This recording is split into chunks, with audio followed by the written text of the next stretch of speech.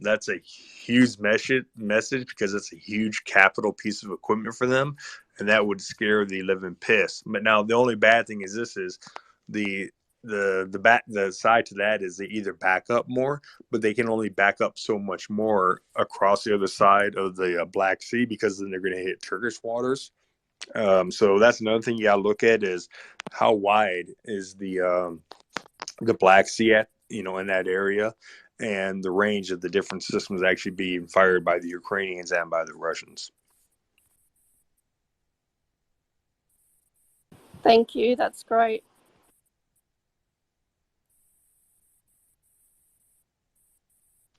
So, hey, OSINT-Defender, do you suspect now that this salvo is kind of rounds complete from the Russian side, this massive strike?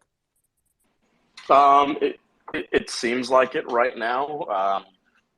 There's some Ukrainian sources that are saying that they're expecting another wave from the Black Sea specifically, but I think we would have probably seen that by now, probably when all the missiles were coming from around Kharkiv.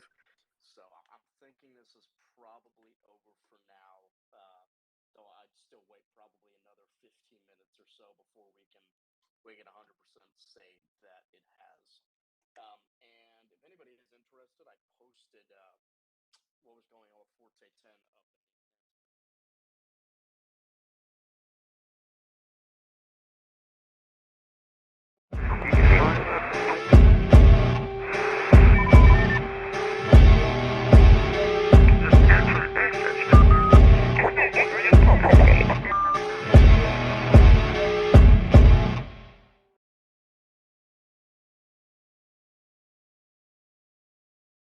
Regular course, which I think is towards Turkey.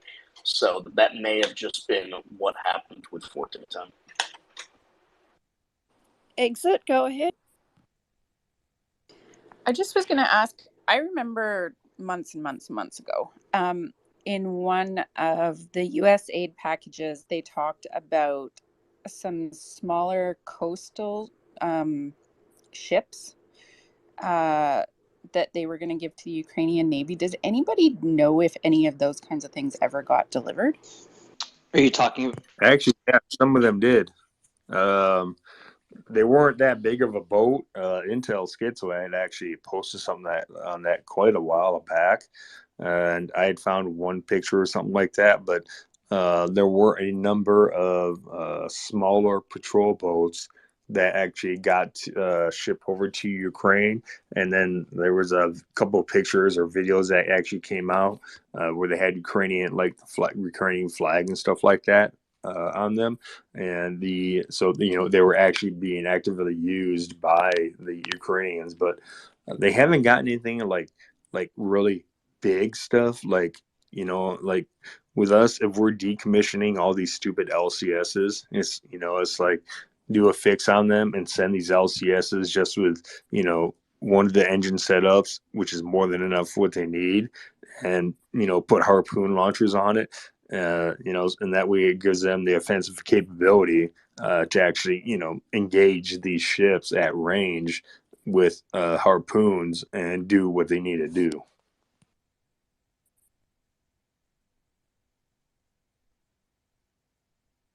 Oh, and since I'm at it, sorry, I apologize. So the only thing I did want to say is that for the frigates, so the frigates only carry 8 missiles each, and that's like the Admiral Makarov is one of them and stuff like that. And then the submarines, are there any submarines in the area? The submarines, which are the I kilos, they can only carry 4 before they have to go reload. So I don't know what the setup of ships out in the Black Sea is right now that are actively in the Black Sea. They used to post that, but I haven't seen that in a good while. So if somebody's got intel on how many ships are out there, that'll give us an idea of how many calibers launchers that they have out there. Yeah, so I think you're talking about the Mark 6 patrol boats, not the riverine craft. Those are really small patrol boats. So putting something like a harpoon on there, maybe, I don't know, I have a tough time seeing what that setup would look like, but someone more educated on the logistics of that might be able to expand.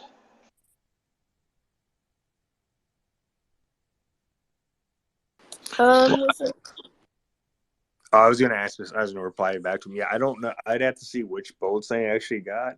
One of them is not a bad size. You potentially could.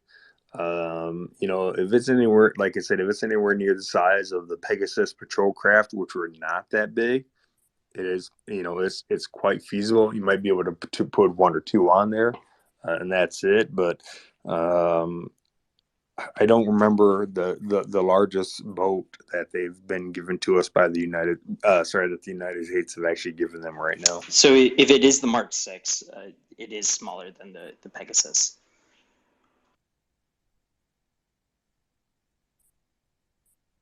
Michael? Go ahead. To Wolverine's point, I know there is an account, I just have to remember who it is, who comments on the number of caliber carriers known to be at sea in the Black Sea and what their capacity is. So I know that info is floating around out there. I'll try and find it. Further to his answer to the question about, would these ships be in range of the Ukrainian anti-ship missile? Another important point to consider is, even given their maximum range, they have to be able to see what they want to hit. And, for those who remember the sinking of the Moskva, it was a pretty unique situation where the Russians were not very careful. They maybe didn't believe the Ukrainians had the capability that they did. They allowed themselves to get particularly close to shore. There's debate about whether they even had their full air defense suite on. And there were reports that the Ukrainians had coordinated it so they had drones up in the air as well to distract and also to target. And then there was also talk about how the Americans may have assisted in general with, rough locations of Russian ships. And so it's not clear, in a big missile volley like this, the Russians are now being more careful.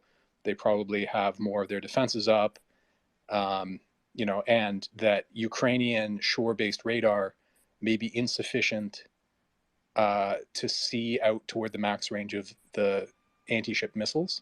And so, it would require a lot of coordination that would take time to set up.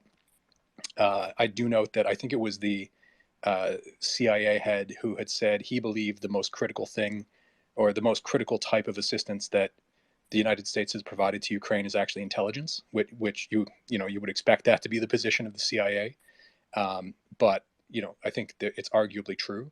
And so it's not just a matter of what's the range of the missile, but what is the effective range of the missile given the ability to see at a precise enough level to hit a ship, particularly one that has defenses up. And frankly, if the Ukrainians took an attempt and even shot a salvo of a few missiles, if they didn't succeed, I don't know that we would even hear about it.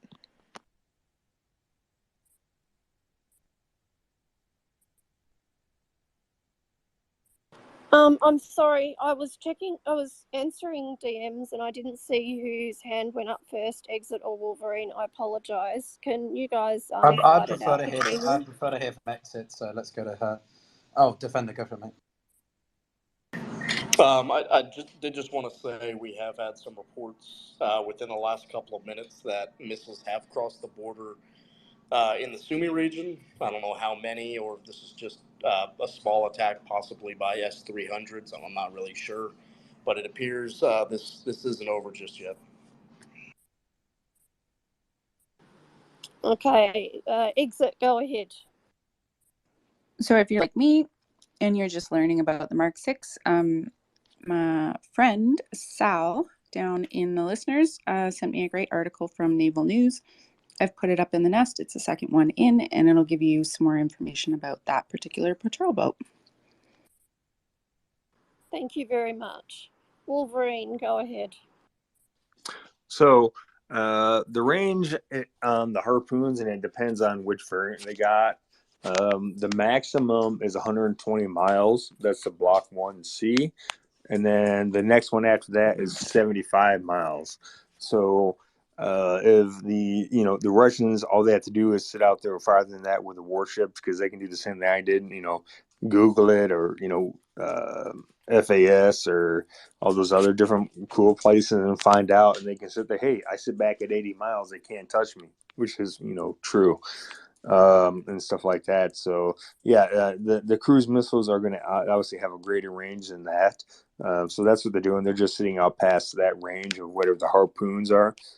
And I actually probably should have looked up the Neptunes as well, but it's probably closer with the harpoons. Harpoons are probably a little bit better than the Neptunes. So they're just sitting out of range and firing their caliber missiles until they run out, and then they have to go back and reload.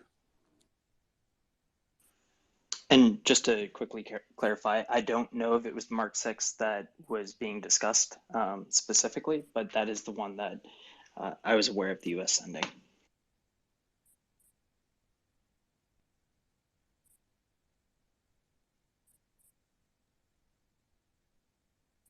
Michael, go ahead.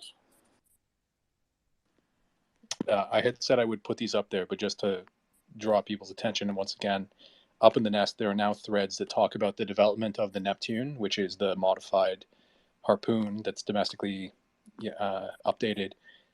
There's the TRLG, which is the Turkish supplied longer range. Like, it has a longer range than the HIMARS, but it's a multiple launch rocket system. There's a thread up there about the Vilka. The name Vilka is not in the tweet, but it's the tweet from the War Zone that talks about guided rockets with longer range than HIMARS. And then there's a thread about the Hrim. So as far as I can remember, I think those are the 4 domestic Ukrainian systems that have longer range than the HIMARS. So there's background information for all of them up there.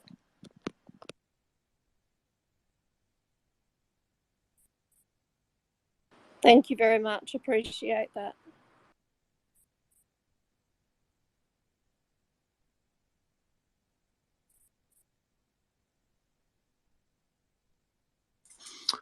So I don't know what else is on the agenda, but I kind of did want to bring up that the fact that the Russians are out of their freaking minds by pulling up BTR-50s and T-62s.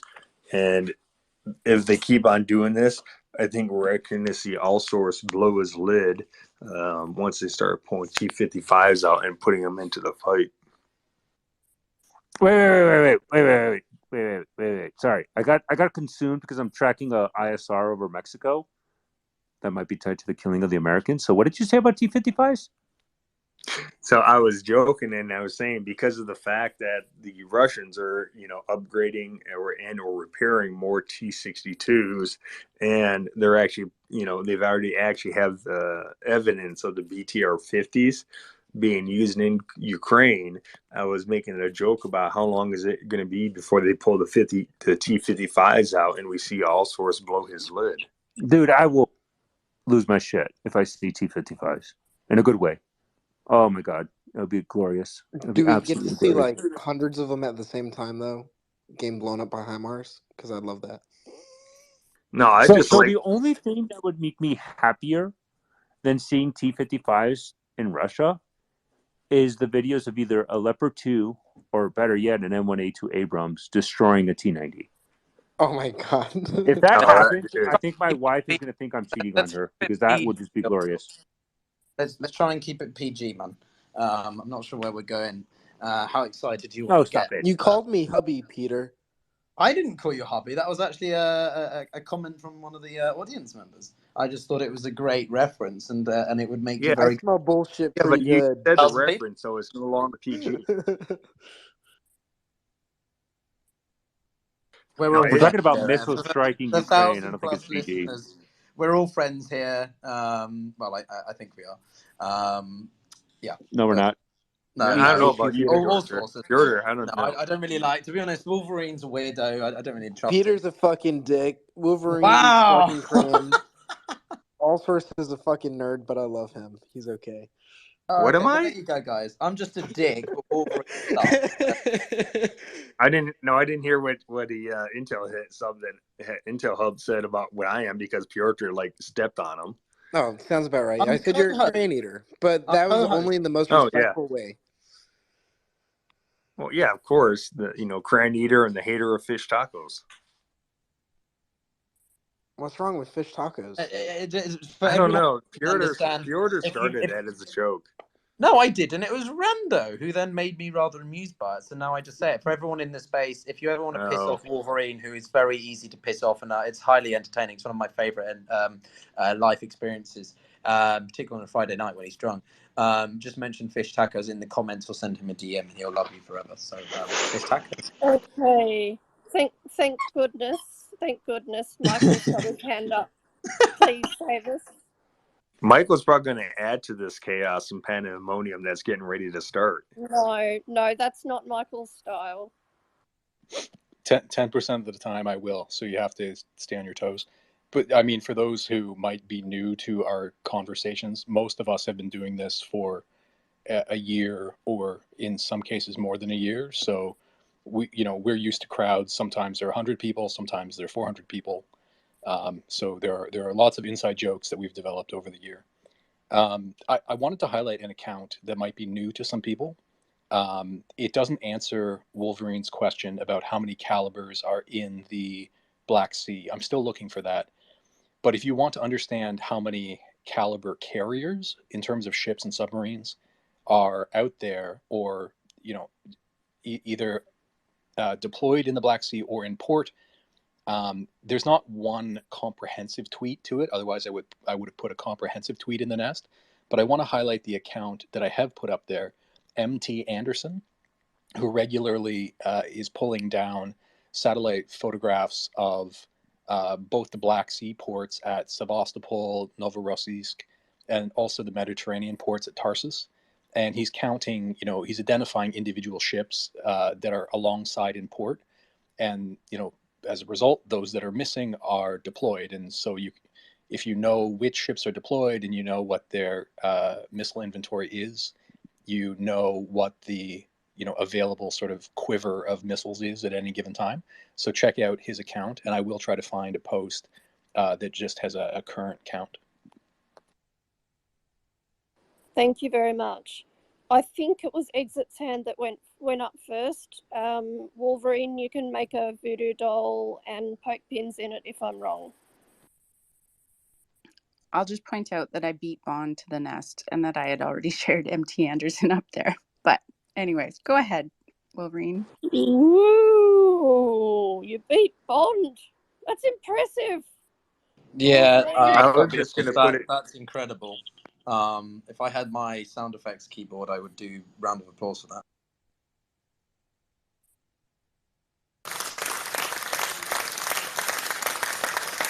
There you go. Anyways, what I was going to say is actually, so the Russians have like 6 to 7 missile carriers that are frigates, and they have 6 to 7 submarines that are also missile carriers with the calibers. I know one was actually in repairs, and it's an older one. It's actually not an I-Kilo. So they have like 5 to 6 that they can use. Those carry 4 caliber missiles each. The frigates, they have like another 6 to 7 of the frigates. The frigates payload is 8 caliber missiles only, unless they do a reload at sea. But most of the time, it seems like they've been going back to port and haven't actually resupplied with caliber missiles. So that'll give you, a kind of rough estimate, up to 48 calibers from frigates if they were all out there, and then up to 24 calibers fired off of submarines. Rough estimate. Thank you. Piotr, go ahead. Yeah, so I thought this would be a good time actually just to reference a few questions that were asked to me. Reminded me of the questions I put to some people may know him, Brigadier General Robert Spalding. We had a chat with him on my podcast about 3 weeks ago. He was a very senior member of the U.S. Air Force, and half our conversation we had was actually about some of the aircraft in this sort of situation. So if anyone in the audience is interested, you can check that out in the Nest. We touched upon that in quite some depth, and it was, given his background, it was quite an interesting conversation. So I just thought I'd pop that in there for anyone who's interested. But otherwise, yeah, it was quite a good chat. So Thank you. I've got a question from a listener. What site are people using to track the missiles in real time before they hit, or is it, is it possible to track them? Is probably a question. Yeah, so there's one that I have no idea where it's from. There's like one where sometimes you'll see like the little red triangles, and I have no idea what site that is. There's an app that let me pull up the name of it. There's an app that won't necessarily tell you what's inbound, but will give you air raid alerts. There's a couple different apps. If you type in air alert app, there should be like one of the first search results on Google is on a website called Visit Ukraine, and they have a link to this particular app in the Google Play Store, the Google Play Store and the App Store for Apple. And this will let you get alerts on air raid, official updates from the government on when to take shelter, and they have a nice little thing where you can break it down by region and whatnot. But that app doesn't tell you like anything specific. It just says like there's an air raid alert for this region. Thank you. John Ridge. Thank you. So two things. First, briefly on the tracking the cruise missiles in flight.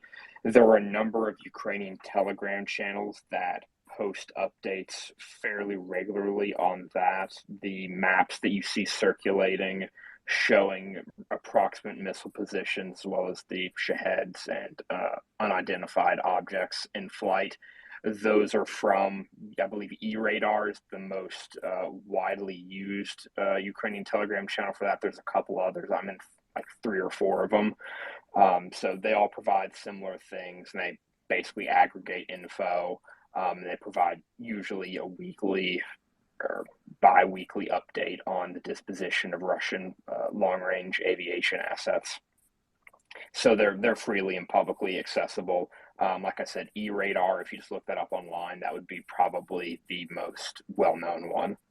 And then very briefly on the Black Sea Fleet, if my memory is correct, it's typically 5 to 6 kilos. It fluctuates depending on which ones are in the Mediterranean. 3 Grigorovich class frigates, 4 Buyan-M class corvettes. That roughly works out to, I believe, with 8 VLS cells on the Grigoroviches and the Buyan-Ms. And that works out to 76, factoring in those 5 kilos with 4 calibers each. And then they also have the Caspian Sea Flotilla.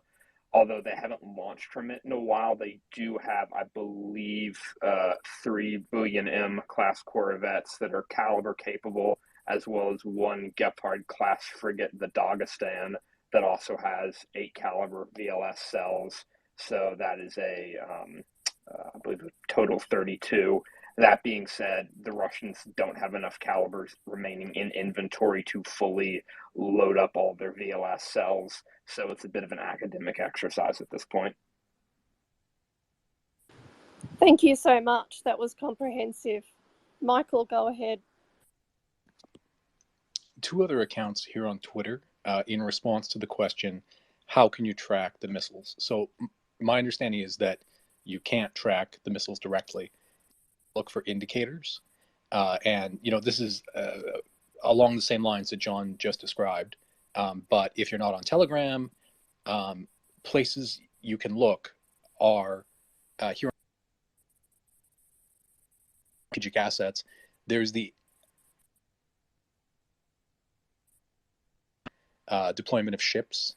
Also put two others in the nest.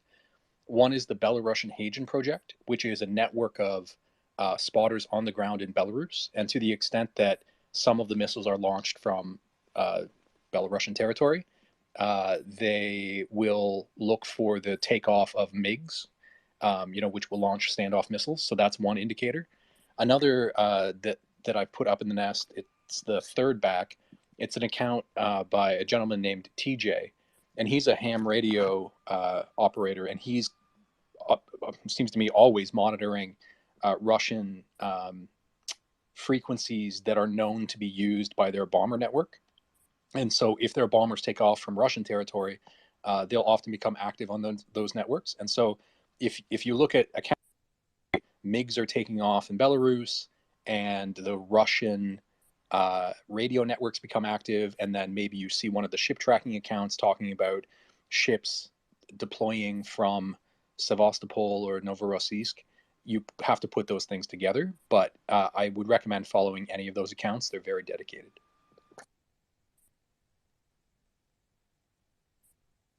Thank you very much. Excellent. The other thing is, as the space goes by, I'm moving, progressively moving the items in the nest to the reply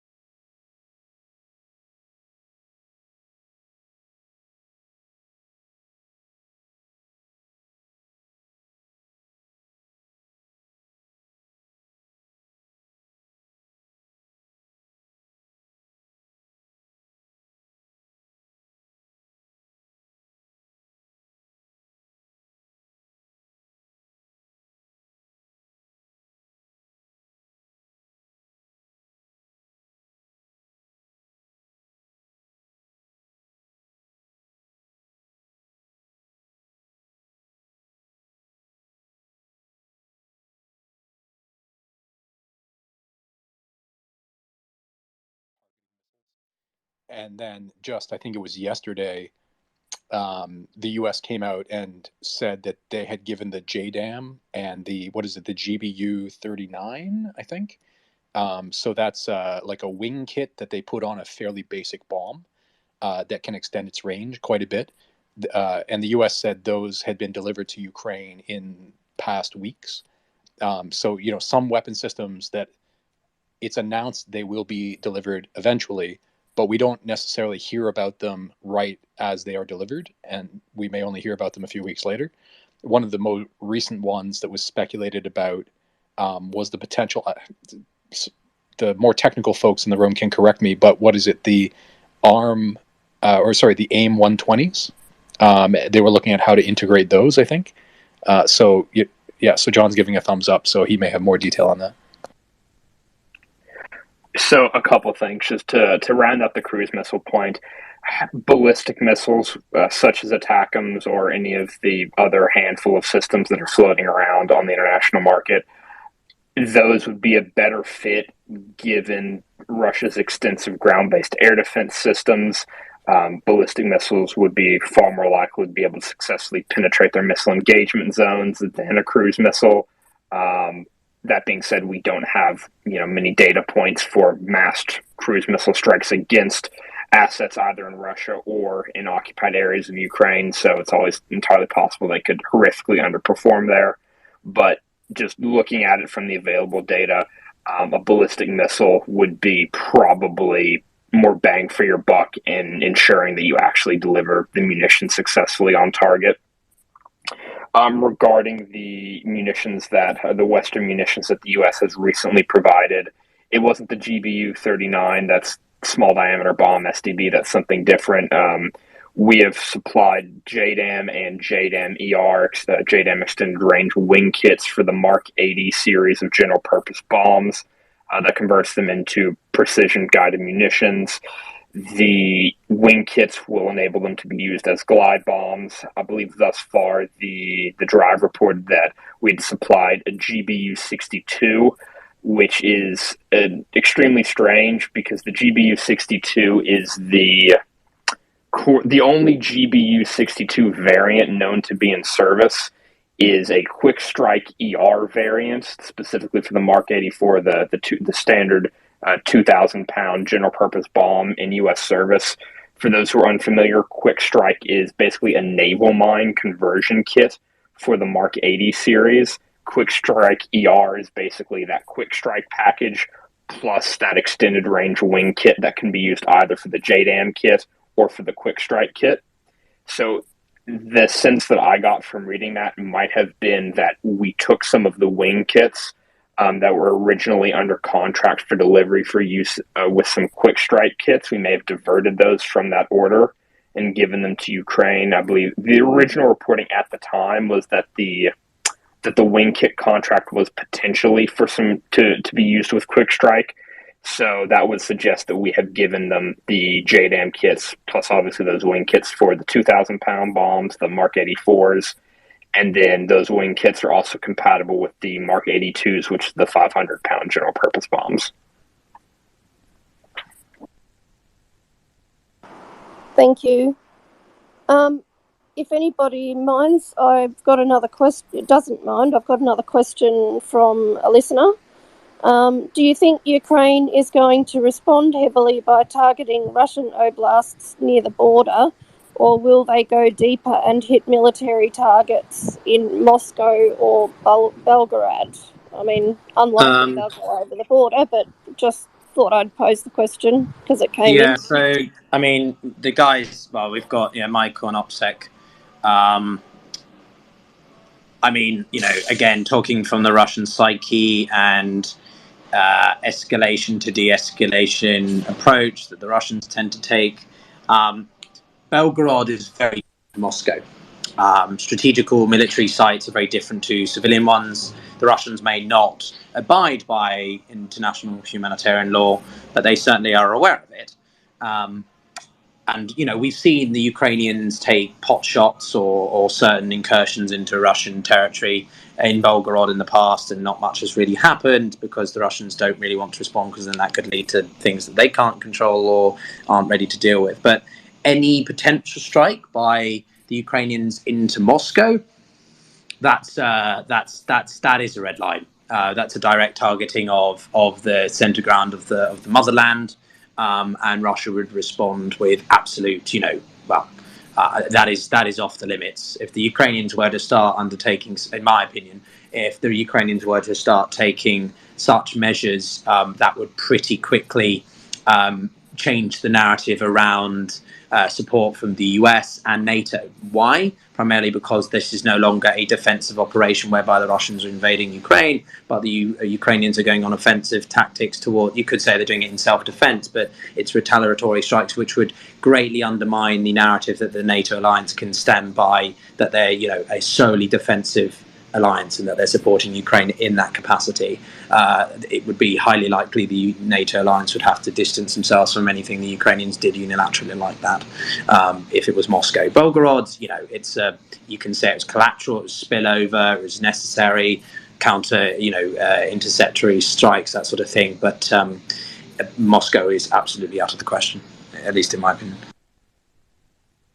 Okay, I've got 3 hands up, but just a housekeeping matter. I've received a message that some people may be having trouble knowing how to access the nest for the information we're referring to. If you take your finger on your screen and swipe down, just above where all the little profile circles are, you'll see a line of little dots, little white dots, and then above that you'll see some tweets. If you tap into that little square space where there's a tweet, it will take you to that tweet, and then you can read the tweet. And that's what we refer to as the nest. Some other people call it a jumbotron, but our group tend to refer to it as the nest. And then if you're looking for the replies section, there's a purple button down the bottom right-hand side of your screen, and it's got the number 181 in it. If you tap on that, that takes you to the space link, and then you can scroll down and have a look at all the replies that have been made to the space where people are continuing the conversation. And also you'll find everything that's been put in the nest I put there in the replies as well, so you'll be able to find that information there. Sorry for keeping you waiting. Michael, go ahead. Pretty closely aligned with Piotr's response is, if the question is, the question assumes that the Ukrainians will pursue sort of retribution attack, or like maybe not retribution, but attacks within Russian territory, particularly in response to this strike. And I don't know that has been their pattern, in that, number one, as far as I know, I don't think the Ukrainians have actually claimed responsibility for any specific attack on Russian proper territory. So attacks, for example, on the Saki airfield, which is in Crimea, which is, of course, Ukrainian territory, they have admitted to. Zaluzny talked about the fact that they carried out those attacks. But attacks on the port and airfield at Tuapse, or the Engels Air Base, and many of the attacks on Belgorod and so on, I don't think the Ukrainians actually have said we have done that. And that's to Piotr's point, that to the extent that the Americans have expressly said we don't want you using American weapons on Russian territory, even though these attacks don't appear to have used American weapons, I think the Ukrainians are just not wanting to even go there, to not make the Americans nervous, and keep open the point that, hey, we're being quite restrained and we're attacking military targets and we're not necessarily even taking credit for them. Yeah, just to tag on to that very quickly, I think again we can draw some comparisons, loose ones, to the attacks that were occurring within Russia on the drone side, right? So the Russians themselves made it quite apparent that these were Ukrainian drones that were within, I think it was 100 kilometers of Moscow, and then a couple of others supposedly along southern areas of Ukraine, less than a week ago.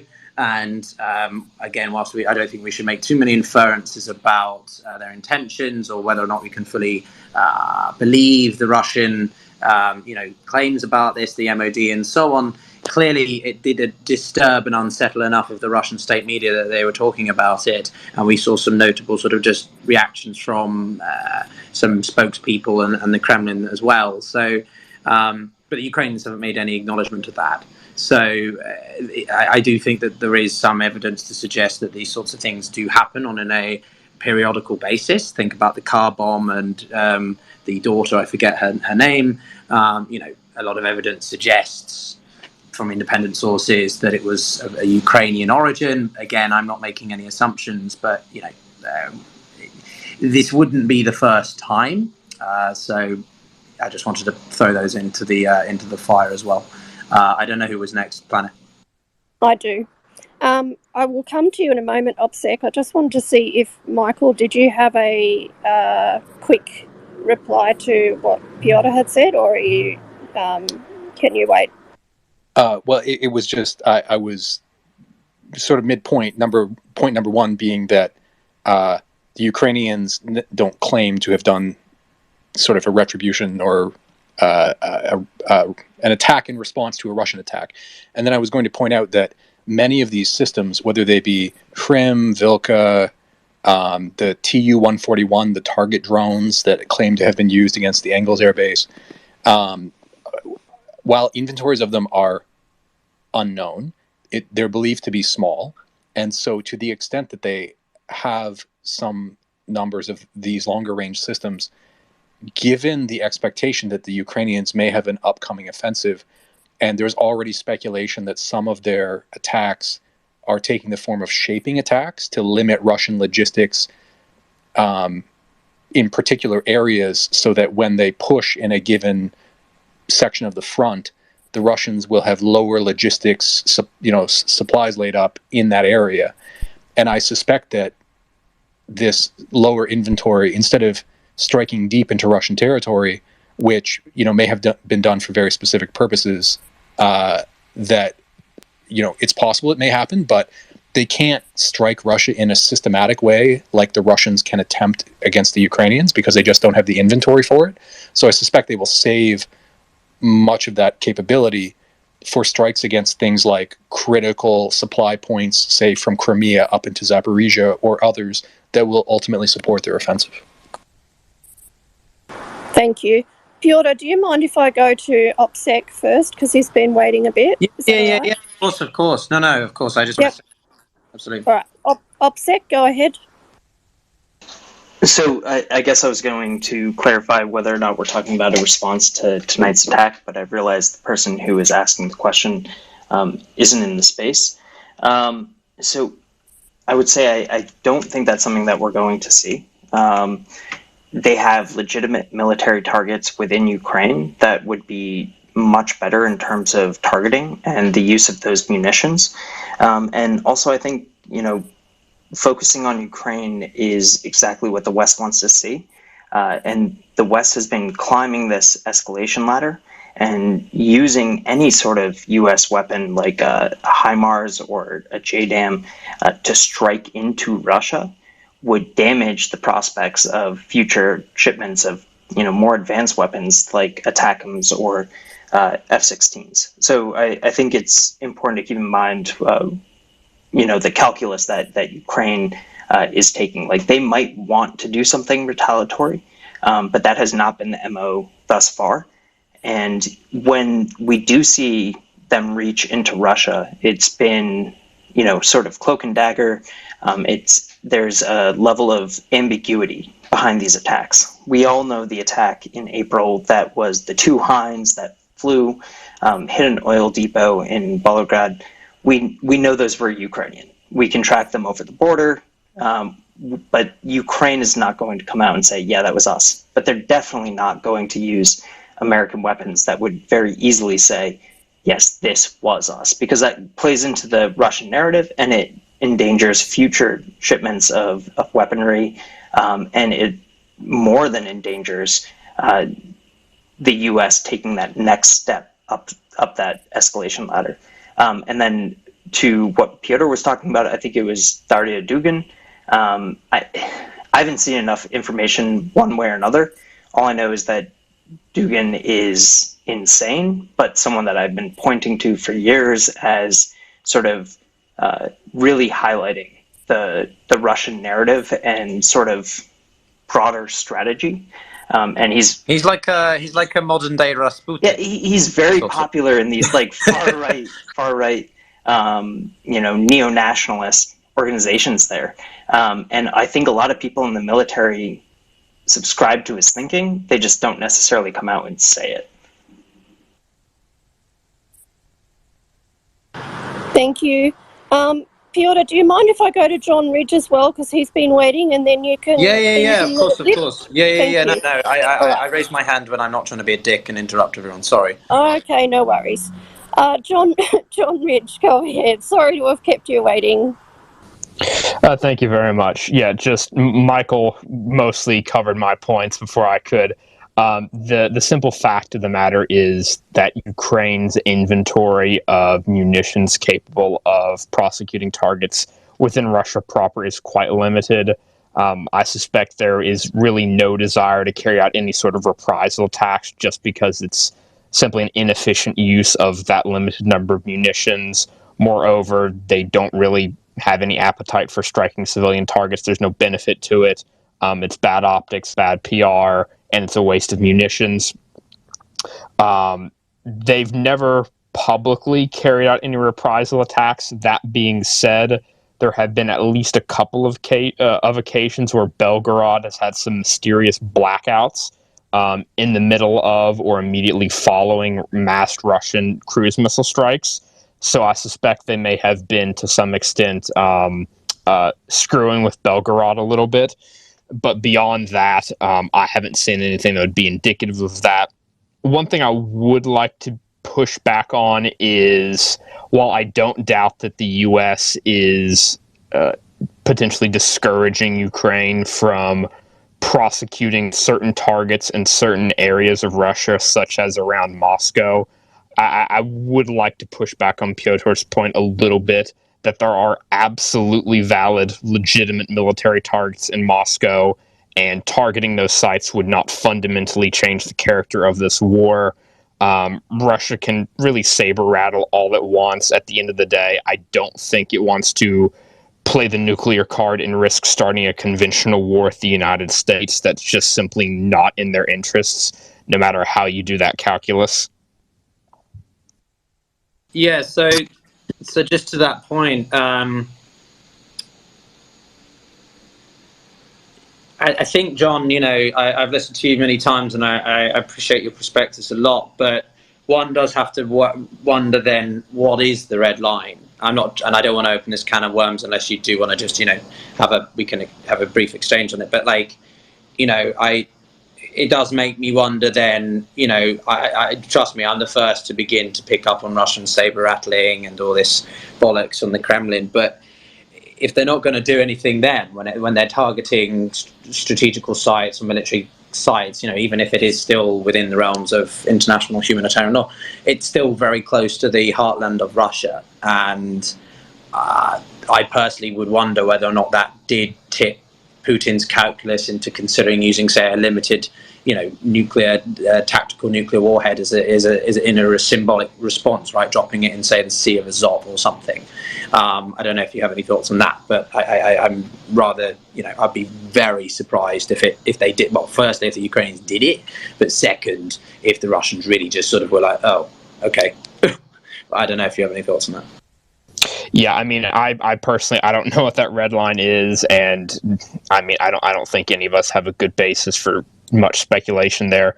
But what I'll just say briefly on that is, my personal view would be that I'm somewhat skeptical that the destruction of some target either in or in the vicinity of Moscow would be viewed as posing an existential enough risk to either Putin himself personally or the survival of the regime as a whole to warrant them taking that risk.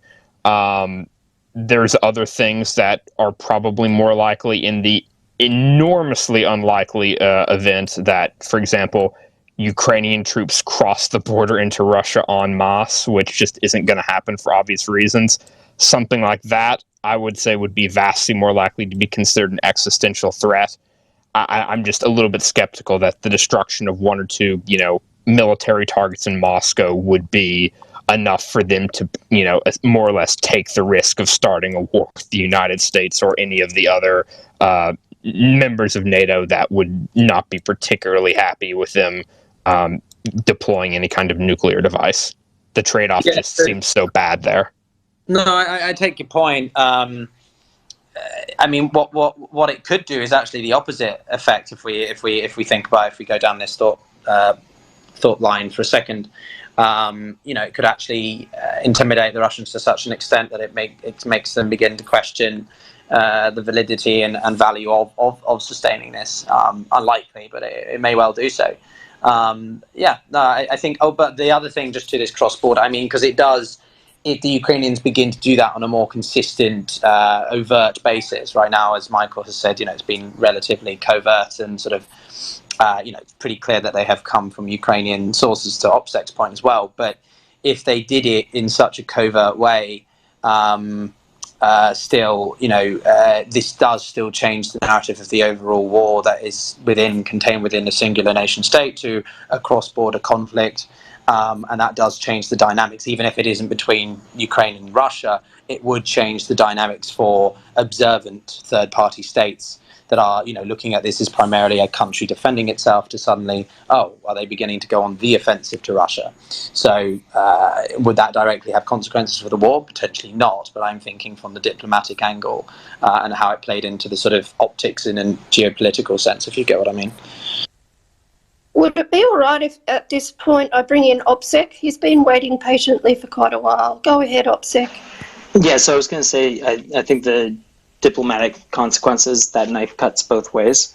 I think there are better uses within Ukraine. I acknowledge there is some use to bringing that fight home to Russia. But I also think that if Ukraine strikes into Moscow, some of the benefits that we might see from the mobilization and when I say benefits that we would see, I mean that Ukraine would see. If you start having Muscovites and people from St. Petersburg fighting, that's the easiest way to turn the population against the war. But if you bring that fight to them, it could potentially galvanize them. I do think there is a value to bringing it home to the Russians, but using any sort of munition supplied by the United States would not only cause problems in terms of future prospects of getting additional munitions and more advanced ones, but you also have to keep China in mind. That could be an opening to let them join the war in a way that would maybe align more with their principles. So I just Precisely. Yeah, I just don't think that it's a risk that they'd be willing to take. And I don't think we have to talk about red lines or nuclear weapons, but just in terms of the optics of it, I don't see any reason for them to do that. Yeah, I'll just bring Michael in at this point, please. I was going to take a slightly different line in connection with the airstrikes. So if John wanted to continue this conversation, why don't we go with him? Okay, thank you, Michael. If you pop your hand up, just so I don't forget you. Thank you. John, go ahead. I wanted to slightly steer out of this rabbit hole into a slightly adjacent one by saying that from a psychological standpoint, it's very interesting the potential difference that you get in terms of the psychological impact of strikes against civilian targets compared to strikes against solely military targets. I think that what you'll find is that whereas strikes solely against military targets have a tendency to demoralize the population or are more likely to have that tendency, strikes against obviously civilian targets, that's just going to piss off the population. And I think that's one thing that we have kind of seen with the limited number of Ukrainian strikes into Russia compared to obviously these massed Russian strikes into Ukraine, is that Russia will bomb countless civilian sites in Ukraine, and that will just piss off the Ukrainians even more, understandably so, and motivate them to fight even harder, whereas based upon, again, a limited data set of Ukrainian strikes into Russia, they've been essentially almost exclusively against military targets, and they don't seem to have, led to any kind of, increase in public motivation to actively or materially support the war out of some sense of anger. It's kind of seems to have just been this interesting, just vague mixture of apathy and vague irritation. Thank you. Michael, I'll come back to you now. Sure. Maybe mine is a question, hopefully won't interrupt if All Source wanted to continue, but because I wasn't around for the first half hour of the conversation, I know there was a bit of a discussion about how there were power outages. I think it was said around Odessa. I've seen that in other places as well, with the suggestion maybe they had cut the power in anticipating the strikes. Do we have any info on what has been targeted in Ukraine, in that many cities have apparently been targeted? I'm wondering, is this an extension of an attack systematically against the Ukrainian electricity grid? Because that seemed to have been a theme for a while. But I put in the nest because we discussed it in a space about a week ago. The question, had the offensive against the Ukrainian electricity grid failed, to the extent that spring is coming and the Ukrainians have demonstrated tons of resilience on this front. So I'm just wondering if this is an extension of that strategy that it appears to not be paying off, or whether we have evidence they've abandoned it and maybe they're just striking civilian targets or military warehouses, that kind of thing. Everything that I've seen so far indicates primarily electrical infrastructure has been struck. That reports that electrical infrastructure has been struck in Dnipro, Kharkiv, Lviv, Odessa, and I think that is it so far. I'm sure there's other cities where it's been hit as well, but those are the only cities that I have heard energy infrastructure has been struck. But it seems like that is exactly what this was more targeting of electrical infrastructure. Okay, going to go All Source, John, Russian Bridges, and Michael. Yeah, so I do have to sign out. So I would like to make this point before I head out for the night. First, OSINT-Defender, thanks for hosting this. It was great. These spaces are always awesome, especially when major events are occurring. I think I'll end with how I started when I first joined the space, is that, I mean, now we're still getting reports that strikes are coming in, and it doesn't appear to be over. But there doesn't seem to be a generic, and maybe we need to wait for what's the BDA, right? But there doesn't seem to be a clear-cut explanation of why these strikes occurred, and the target says that they did.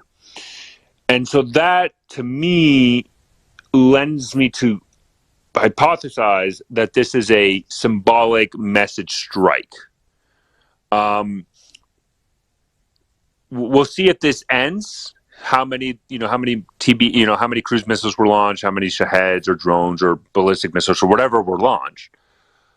But I don't see a military or even civilian, degrading the economic or power or infrastructure of the Ukrainian economy, like we saw during the winter, before the winter specifically hit, where Russia was targeting power stations. There was a clear motivation of why Russia was targeting Ukrainian electronic infrastructure, right? It was to freeze Ukraine and break their will to fight. this to me just seems the amount of strikes we've seen it was the amount of cruise missiles that were launched against specific targets was not what we would generally see when what the Russians would do would be mass. I mean, we see 5 to 7 cruise missiles against Odessa, and then we see some similar amounts in Kharkiv and across Ukraine. So to me, I think this was more of a message. I think this is the response to Bryansk, right? When the Russian Volunteer Corps launched a raid against Bryansk, and I think this is the retaliation that the Russians did. I think we all kind of question, well, how are the Russians going to respond? I think this is the response. Again, it's pure speculation, but I think we also have to take into account that conducting a mass cruise missile strike at this magnitude takes time, right? It's not something that the Russians can do in 24 hours. So I think, but maybe this isn't, I mean, it could be tied to the Black Sea Initiative. It could be tied to multiple different events, but I think this is a symbolic more than actual tactical, operational, or strategic value from the Russians. Thank you. Now, I have forgotten the order. I'm going to go John. Thank you. So one thing to keep in mind here, when considering the question, did the infrastructure strike campaign fail? Arguably, yes, because they're now black on standoff munition inventory. We've already seen a substantial increase in the volume per time that they're able to expend in strikes. They are more or less now, they've expended essentially all of their cruise missile inventory, at least for the calibers and KH-101/555s. They're now quite literally taking those directly from the factory floor to being used on the battlefield. They have some remaining inventory, probably around 50 of each. If I was to guesstimate based upon the prior math that I had done, those are likely reserved for delivery of nuclear weapons, given that the KH-101s, they're the airborne component of Russia's strategic triad. The calibers are the tactical component of Russia's sea-based, sea leg of their tactical triad, excuse me. So they can only sustain about 40 to 50 cruise missiles expended per month. That's more or less the rate that they are producing them. Those estimates are from some numbers that Budnov and a couple of others released about a month or so ago. They have, I believe, around 150-ish KH-22s/32s remaining in inventory that they can potentially expend. Those are irreplaceable. Russia does not manufacture either KH-22s or 32s anymore. So the rate at which they can carry out these strikes and the size of them is going to drop off dramatically. So previously, for example, we'd see a strike with 60 to 70 cruise missiles twice a month. That's going to drop to probably 40 to 50 cruise missiles once a month. I believe the math for January was they launched 55% fewer cruise missiles in January than they did in December. So this decrease is already plainly evident. So based upon that, I think we can probably reasonably conclude that the infrastructure strike campaign has failed. The major point of concern going forward will likely be local transmission issues in, say, Kharkiv, Zaporizhia, Kramatorsk, and other cities near the front line, especially as the Russians transition towards more heavily utilizing their S-300s and S-400s in the land attack role. I suspect that will end up becoming their bread and butter now that they are de facto almost empty on cruise missiles. Thank you, John. I just want to make... Really quick, Planet. I'm sorry. I did just want to say that I think I'm going to be wrapping this up in about 15 minutes. So if we could kind of finish with the hands we got here, I think we're going to go ahead and wrap this up since it seems like the attack is over and we've had a pretty good conversation tonight. Thank you, Defender. Well, it's probably a little bit late, but I just wanted to draw everybody's attention to a tweet in the nest that is saying that this is being simulcast streamed by a friend of ours on OSINT-TV on YouTube. So if you want to go and have a look at that channel, and a lot of their major spaces that are run by our collective will be streamed there live as well. And so if you toddle on over there, subscribe and hit the notification bell, you'll get notified when other spaces are being streamed by our collective of OSINT practitioners and OSINT obsessed people. I'm going to go to OPSEC because he was waving a moment ago. Sorry if I've screwed the order, everyone. OPSEC? Yeah, so I was just going to, I guess, more or less agree with the previous point. I do think that this could be one of two things, or both, sort of a response to Bryansk, or the fact that Zelensky had his interview with Wolf Blitzer on CNN. That seems crazy, but I know that Russia is sort of media obsessed, and I think they maybe overestimate the actual reach of that target audience in terms of changing people's minds. But really what I think it says is that Russia doesn't have much in terms of a strategic mission when it comes to launching these attacks. They more or less failed, as people were discussing, when it comes to targeting the energy infrastructure. And they're trying to go this route of demoralization, but it just doesn't seem to be having the effect that they want it to have. And there are legitimate military targets that they could be looking at, but they either don't have the intelligence to strike those, or the wherewithal. And so I think that's problematic in the long run for the Russians. And then I was just going to point out one thing. When people hear triad, I think they normally think of the nuclear triad. So I try and be careful when using that language, but totally take your point, John.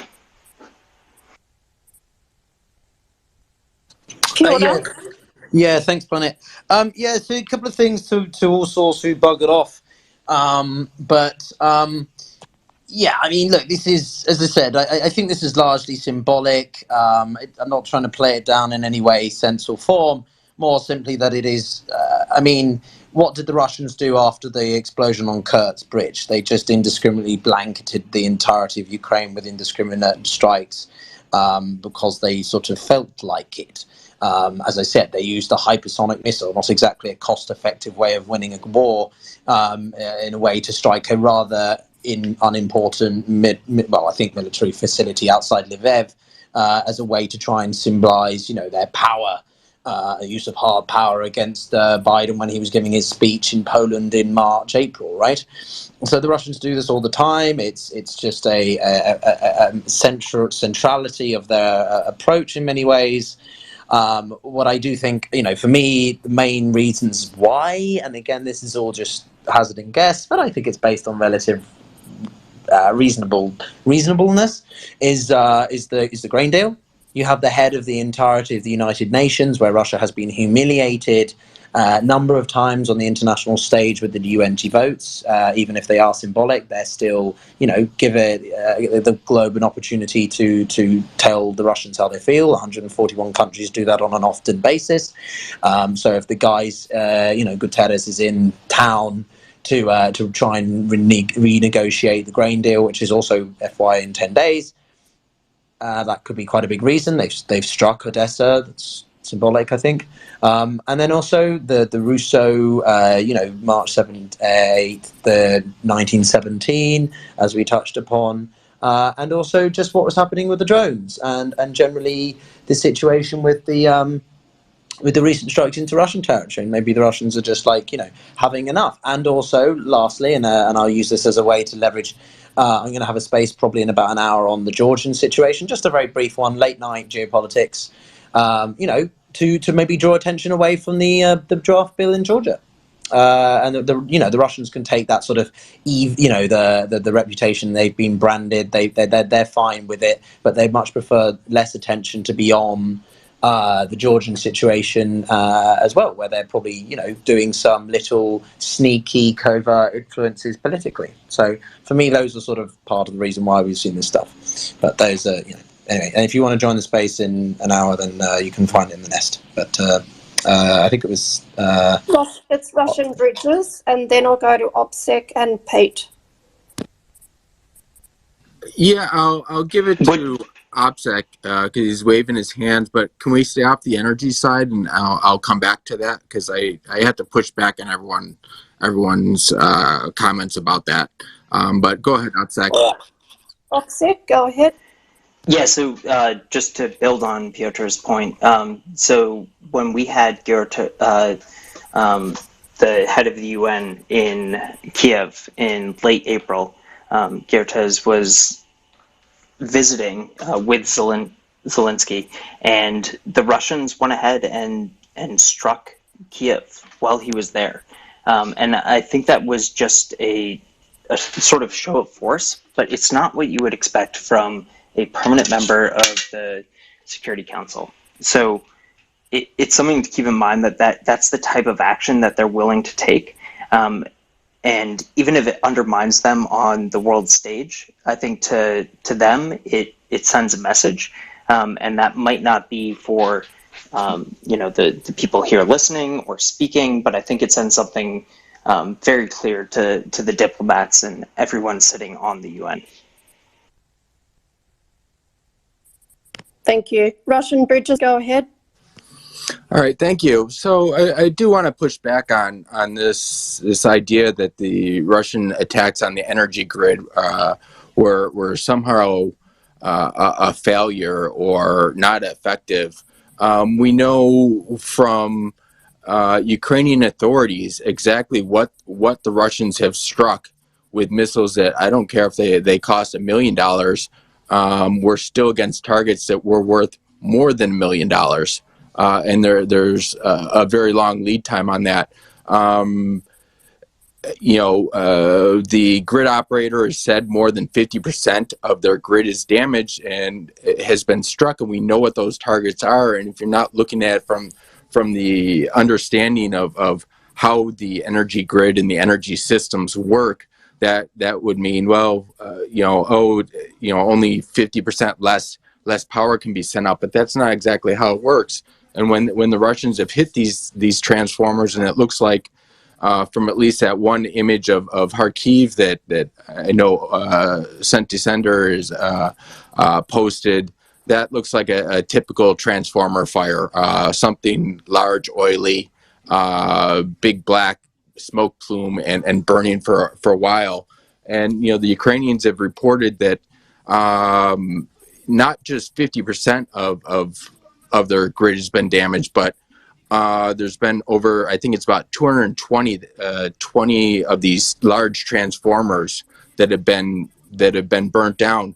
I can tell you for a fact that in Odessa there's 4 of these transformers that if any of them got repaired or replaced, which is highly unlikely, because even like with Lithuania they've sent like a handful, maybe 5 out of these 200 to 300 of these large transformers that are in Ukraine, in the non-occupied territories, that are in that pool that have been struck, whether they're at the power stations themselves or at these major substations that are around these different cities, where we're seeing these rockets and these missiles and these strikes coming in from. So, it's yes, the Russians don't have a lot of supplies of weapons to go there, but they're not indistinct or indiscriminately just picking pointing at the map and pointing at it and going, okay, we're going to hit this spot here. They know where these transformers are, and we know that they're not being repaired because there's no global market for of manufacturing to replace them.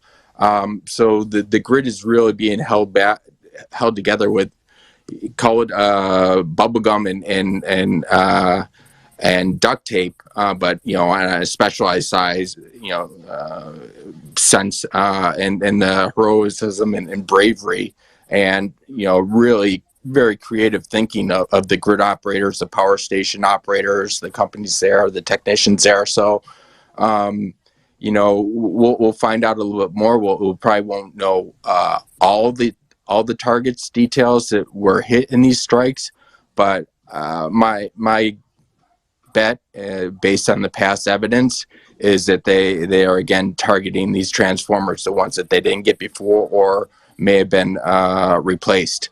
And I guess I'll leave it with that. Thanks. Thank you. I want to go to Pete because you've been waiting so long, your hand's probably gone blue. So please go ahead. Blue's my favorite color. Anyway, I just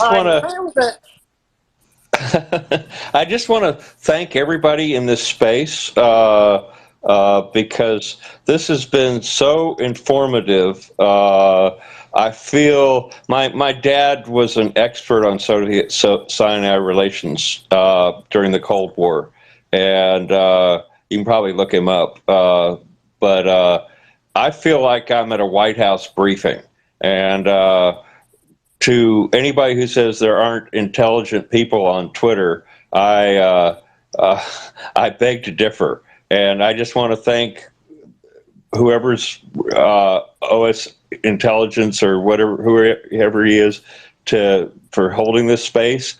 And hopefully I will be able to join everyone, because I feel this is so informative, and you can look at my profile. Anyone who's looked at my profile, I have a Ukrainian flag in my yard. And I found out recently that my grandfather was from north of Odessa. And as a Marine, I almost went over there, but I figured at 70, I was a little old. But anyways, thank everybody for this space. And I'm going to join Pate for his space on Georgia. Have a good day. Definitely, thank you. Please make sure you follow all of our main speakers, all of our speakers. Sorry, Upset, go ahead. Yeah, no, I was going to say at a White House briefing, they would be able to announce Gutierrez, but I definitely appreciate the feedback. And just so you're keeping in mind, Michael Bond every Thursday and Sunday, respectively at 9 and 7. Make sure you check it out. I wanted to do a little round of support for everyone on stage. So let's go to John to get his thoughts, and then I just wanted to give a little shout out to everyone because I think it's been a really informative space. But FYI, Pete, I would just disagree. The White House briefings ain't got shit on this space. But anyway, John, over to you. Thank you very much. Just very briefly on the damage to the grid, my rough guess would be that while we don't know specifically what Russia's intent, what their desired end state was for that strike campaign, I suspect that the most damaging aspect of it will have been the deprivation of electrical supplies to Ukrainian heavy industry, both in terms of its broader negative impact on the Ukrainian economy as a whole, and more significantly on its impact on Ukrainian defense production. Those facilities are going to require electricity to run unless they've managed to be able to completely disconnect those facilities from the grid and have them running on their own independent power supplies. So that would probably be the source of the greatest short to medium to long-term damage. Piotr? Yeah, so what I just want to do now is a few shout-outs to peeps. If there's any urgent things, then do chime in.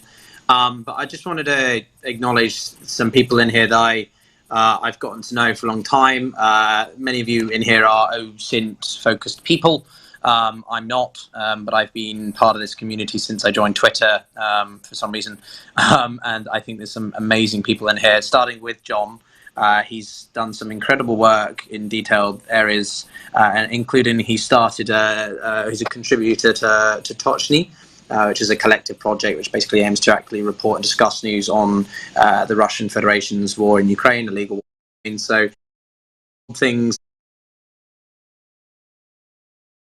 group talk about things in quite a detailed way. So if you want a summary of some of the military tactical levels, they've got one this Sunday, March 12th at 7 p.m. UTC, which is 2100 in Kiev, 1900, excuse me, in London. So they recently launched that. So I recommend it for those of you who want a sort of, reoccurring space on a weekly sort of agenda. OPSEC is someone I respect greatly if you're interested in Russia's activities in the Sahel in Africa. Dude knows more than most academics that I talk on my podcast with. Like, he's nerdy as shit about the Wagner Group.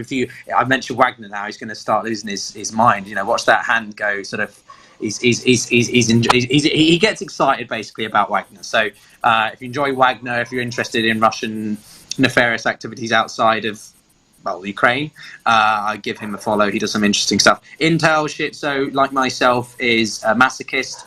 He likes to go into some of the bigger spaces and take on one singular-handedly the myth and disinformation of some people around the war. It's incredible. I really appreciate listening to him, literally take on an entire room of 200 people. It's great. Polaris hosts some chilled chinwag spaces. Lovely chap from the UK. And does some very fun low-key spaces sometimes. Exit, expert on the grain element, so if you want intricate details on the grain deal and the sort of humanitarian side of that, I highly recommend you check out her. RBGB I know less, but he has someone I have seen to do a lot on energy, and I've seen his things retweeted often, so I highly encourage you to check that out. Someone with a niche expertise, and I appreciate hearing his comments tonight. And then Michael Bond. Michael Bond I have a special bond with, because he's a co-host of my podcast and has been very, very generous with his time and support. And if you're interested in OSINT stuff, I recommend you check out what OPSEC shouted out a minute ago as well. And then obviously, OSINT-Defender doesn't really need any introduction. He's much more of an established entity than any of us, I think. But amazing all the work he does. He doesn't need an introduction. He's an awesome dude who focuses on Eastern Ukraine and the ongoing war. And I don't know what we would do without him. And then Planet, I don't really know what to say about Planet. She's an incredibly naturally gifted co-host who seems to manage multitasking, taking questions, answering DMs, and keeping someone like me in line. So kudos to the panel, and appreciate you all for being here. Yeah, I just try and keep all the ragtag bunch in line. OPSEC, go ahead. Sorry, that was an accident. I was trying to wave.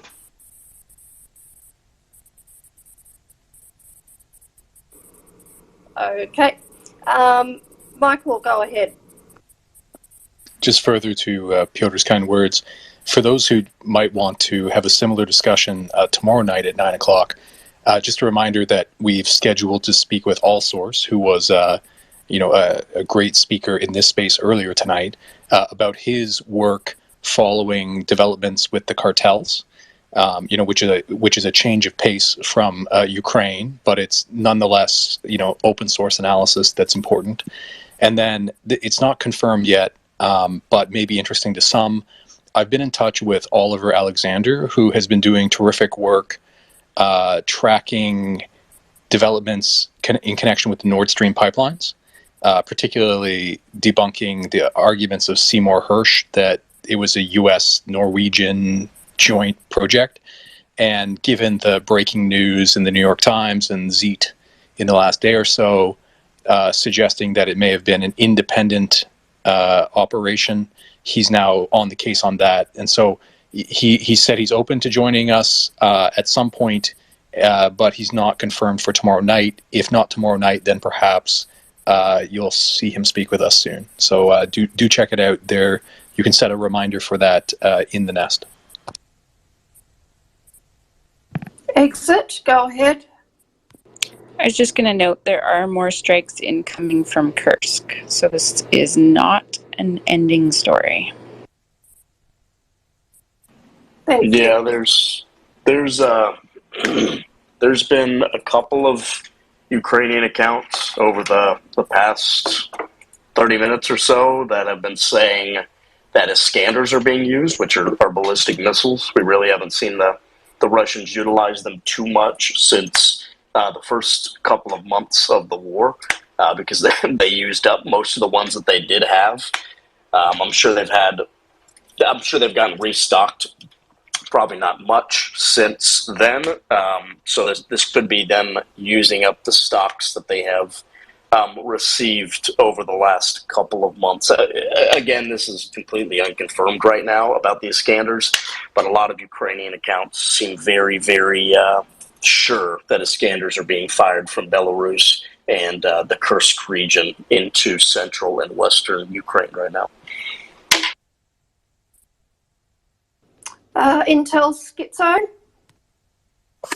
Yeah, well, we're doing final plugs. There will be a continuation space specifically on, I believe, Ukraine, called the Balmo Report. So if anyone wants to check that out after the conclusion of this space, go check that out. Thank you. Piotr, go ahead. Yeah, shit. No, I wanted to say, actually, I might leave my space because I don't want to conflict with Aaron. Aaron's another great member of the community who I've been lucky enough to chat with. So I would encourage people to check him out. He does we've had some fantastic people like, oh gosh, who are some of the people we've had in there? Matthew Van Dyke, I think, was in there. And we've had, I can't remember the name. But the reference to the Nord Stream did remind me, and Michael asked me last week because it was something I was buzzing about, but have been in charge with General Wesley Clark. General Wesley Clark was the Supreme Allied Commander of NATO over the 97 to 2000 period when he oversaw the operations in Kosovo, specifically Operation Allied Force. So I will be hosting him at some point on Twitter Spaces. Probably, I think we've got a confirmed date for April 15th. So if you're interested in that, then keep an eye out. But that's all I wanted to add. Pete, go ahead. Hi, everybody's been talking about their different spaces they're going to have.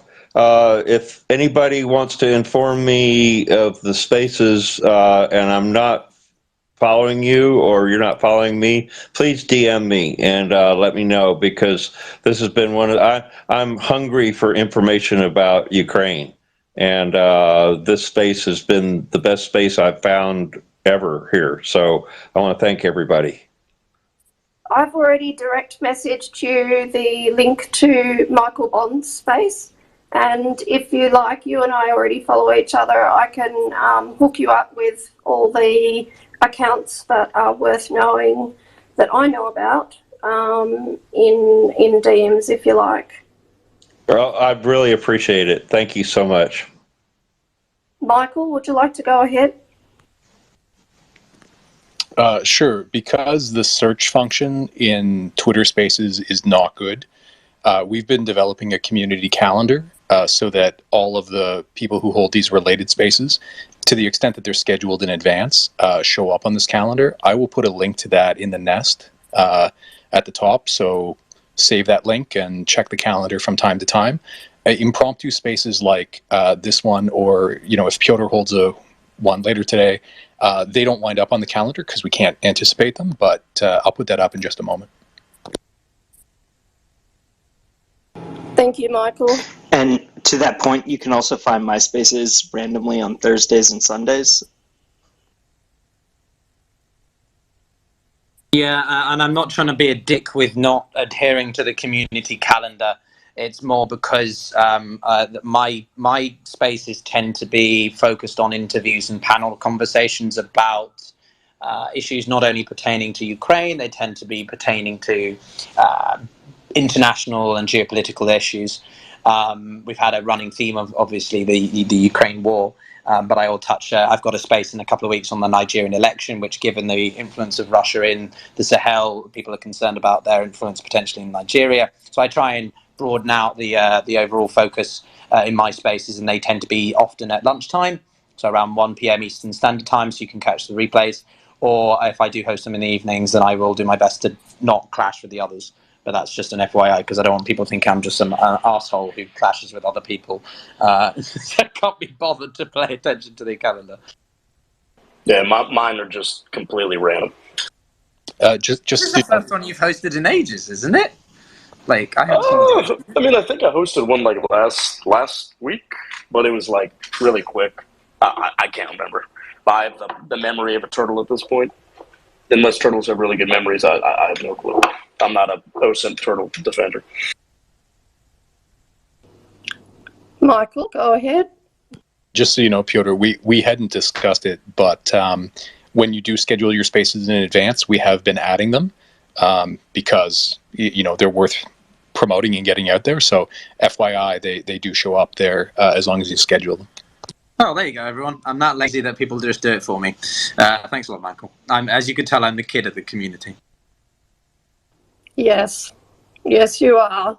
Excuse me. See what I have to put up with trying to keep these people under control. Okay. Defender, it's about the time that you said you wanted to close. How are you feeling? Yeah, let's go ahead and wrap it up. Does anybody have any last closing messages? I know we already kind of did plugs and everything like that. Slava Ukraini, I think. Of course. Slava Ukraini. But yeah, we'll go ahead and wrap it up. I would like to thank everybody for joining us tonight. Again, this was a very impromptu Twitter space. We got a bunch of people, but I think that was primarily because of just what was going on at the time. Space, of course, was originally started just to kind of track the possible missile attack we were going to see on Ukraine, and it ended up being probably the largest attack that we have seen throughout the war with, it seems like at this point, cruise missiles, ballistic missiles, and Shahed 136 drones out of Belarus, the Black Sea, and Western Russia. We should have more info about what the damages are and everything by the morning. I will continue to, of course, post tweets about all that, and there's a bunch of other accounts that do that as well. I would definitely appreciate it if everybody here can follow all of our speakers and, of course, our two co-hosts, Piotr and Planet, who are amazing. I would like to, again, thank all the speakers that we've had throughout the space, the ones who have left and the ones who are still here, Intel, Michael, OPSEC, Bridge, Pete, Exit, Polaris. I know Intel Hub was here for a bit. Spook was here for a bit. All Source. I think Aaron might have been here for a second. I do appreciate everybody for kind of hopping in here on just such short notice. I think Aaron is going to be hosting a space, or I can't really remember his Twitter handle, but Planet, if you could post it up in the nest, I think Aaron has posted now. Awesome. Thank you. He'll be hosting a space kind of about the Ukraine war and other military-related topics in the next, I think, hour. I think is what time he does it. So I'd appreciate if everybody could go over there and show him our love. If anybody is interested in watching back in this space, I have been recording it, so you could, of course, watch it back.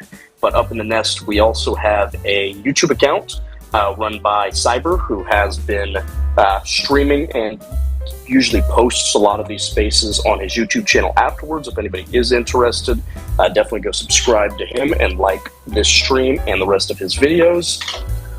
I think that is it, unless anybody else has any last-minute kind of inputs. Okay. Well, if you're on YouTube, oh, sorry, Plan.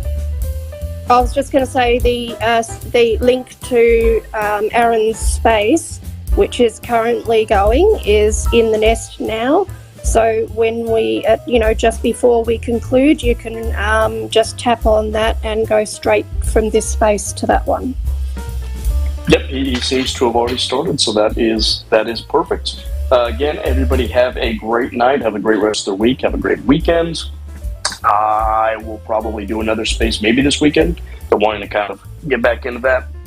But again, thank you everybody for joining us tonight, and let's hope that everything in Ukraine turns out well for everybody who has been affected by the missile strikes this evening. Good night, everybody. Thanks, buddy.